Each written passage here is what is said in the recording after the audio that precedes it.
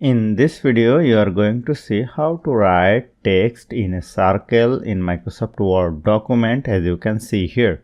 Let's get started. To write text in a circle, let us go to Insert, go to Shape, pick a text box and drag it over here.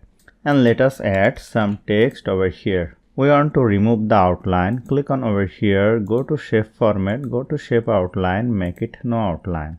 Now click on this. Go to over here, the height and width. Let us make it 3.5 and the width is 3.5. Then it will be in square shape.